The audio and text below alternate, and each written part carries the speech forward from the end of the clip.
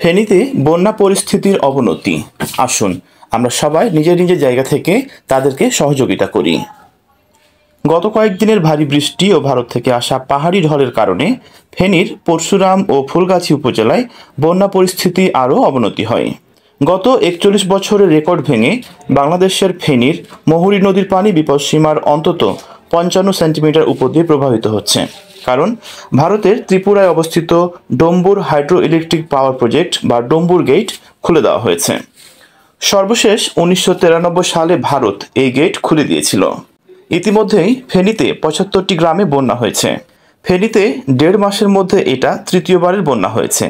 আগের ৩বার বন্যা হয়েছে ডম্বুরের গেট বন্ধ থাকা অবস্থায়। সুতরাং এবারেই পানি ঢলে আবারও ভয়াবহ বন্যা হচ্ছে, যার ফলে বাংলাদেশের ফেনী, নোয়াখালী, কুমিল্লা, খাগড়াছড়ি অঞ্চলে বন্যা পরিস্থিতি ভয়াবহ আকার ধারণ করছে। পানিবন্দী হয়ে পড়েছে কয়েক লাখ মানুষ। সেনাবাহিনী, নৌবাহিনী, স্বেচ্ছাসেবী সংগঠন এবং সমাজের সকল স্তরের মানুষকে এগিয়ে আসার অনুরোধ করছি। স্থানীয় সূত্রে জানায়, অনেক পরিবার তাদের প্রাণ রক্ষার জন্য নৌকা ও স্পিড বোটের সাপোর্ট চাচ্ছে।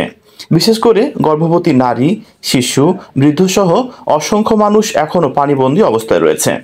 তো বলতে চাই, প্রত্যেকেই নিজের নিজের জায়গা থেকে আমরা এগিয়ে আসি।